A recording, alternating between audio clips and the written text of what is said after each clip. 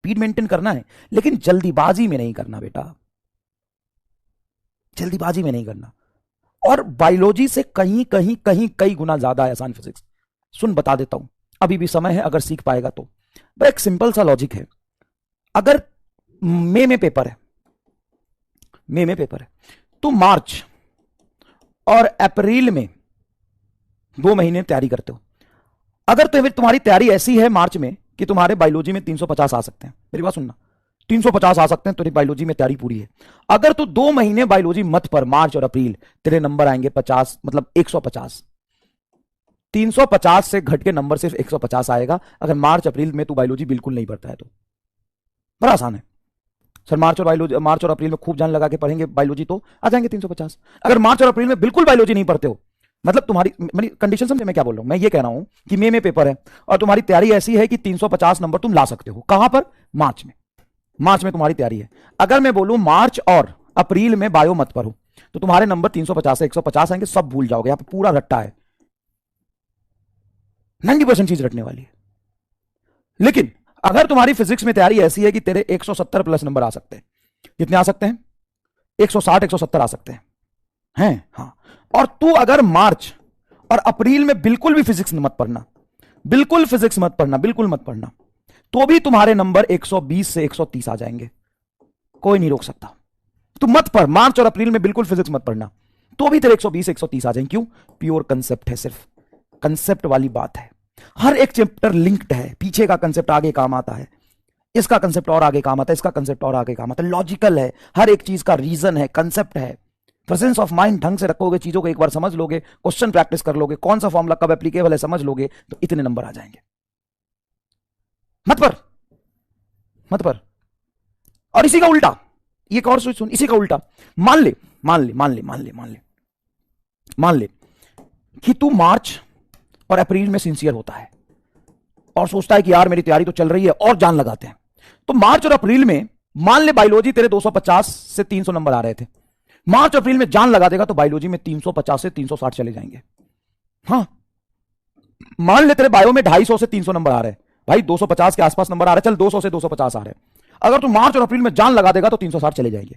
अगर मैं फिजिक्स में बात करूं, तेरे आ रहे हैं 50 से 100 नंबर या 70 से 80 नंबर के बीच आ रहे हैं, तो मार्च और अप्रैल में 2 महीने जान लगा देगा तो नंबर जाएंगे 90 से 100, इससे ऊपर नहीं जाएंगे।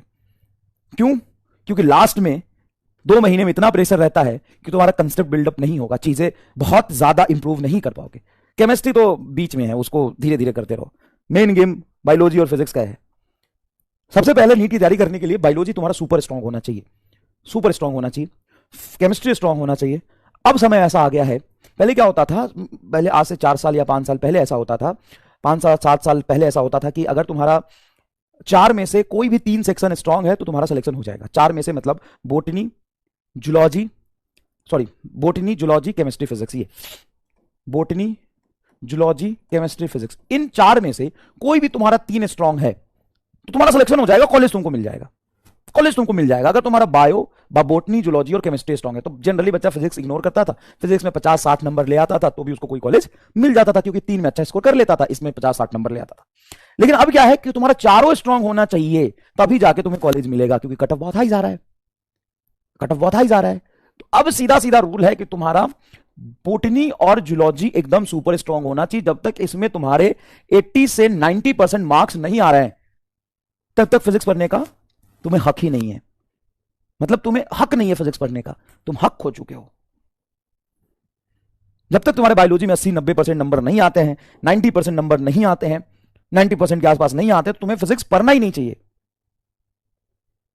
छोड़ देना चाहिए। बायोलॉजी पढ़ लो भाई, वो 360 नंबर का है। जब तक तुम इसमें से 350 नहीं ला सकते हो, फिजिक्स में समय देने का कोई लॉजिक नहीं है। जाके पढ़ो, इसमें से 330 350 नंबर के आसपास लेके आओ, उसके बाद आना केमिस्ट्री और फिजिक्स पे, उसके बाद तुम क्वालिफाई हो जाओगे फिजिक्स पढ़ने के लिए। अभी क्वालिफाई भी नहीं हो तुम, तुम्हारे बायोलॉजी में अगर इतने नंबर नहीं आ रहे तो you are not qualified to study physics at all, you are not qualified.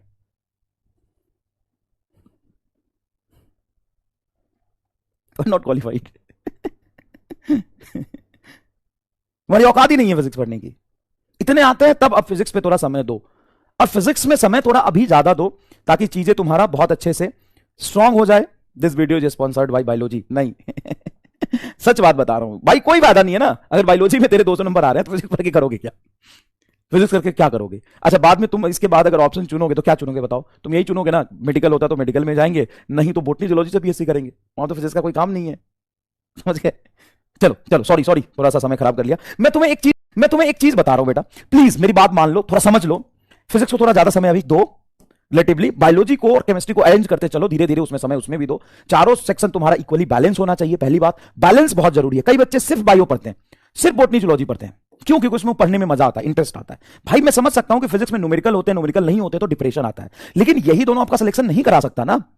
Cut off जाएगा 600, ये तो 360 का है। तो आपको केमिस्ट्री और फिजिक्स पढ़ना पड़ेगा। तो 2-3 बातों का आपको ध्यान रखना है। सबसे पहली बात कि चारों सब्जेक्ट पर आपको माथा मारना है। चाहे कोई एक सब्जेक्ट बहुत अच्छा लग रहा है, दूसरा खराब लग रहा है, लेकिन जब तक चारों पे फोकस नहीं करेंगे आपका सिलेक्शन नहीं होगा। ब्लैंक पेज पे लिख लीजिए, आपको चारों पे फोकस करना पड़ेगा। चारों पे फोकस करना पड़ेगा आपको, चारों पे एक्सीलेंस हासिल करना पड़ेगा, चारों के कंसेप्ट को रिवाइज करना पड़ेगा, चारों पर समय देना पड़ेगा। पहली बात बहुत जरूरी है। दूसरी बात, फिजिक्स अलग सब्जेक्ट है, उसको पढ़ने का अप्रोच अलग होता है। बायोलॉजी अलग सब्जेक्ट है, उसको पढ़ने का अप्रोच अलग होता है। केमिस्ट्री अलग है, उसको पढ़ने का अप्रोच अलग होता है। फिजिक्स में तुम्हें रटने से काम नहीं चलेगा।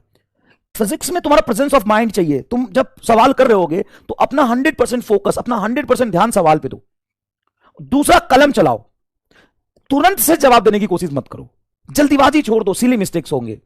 भाई 3 सवाल करा है, तीनों सवाल में तुमने क्या किया? तुम्हें कंसेप्ट नहीं आता क्या? सारा आता है। क्या गलती कर रहे हो? जल्दीबाजी क्यों भाई?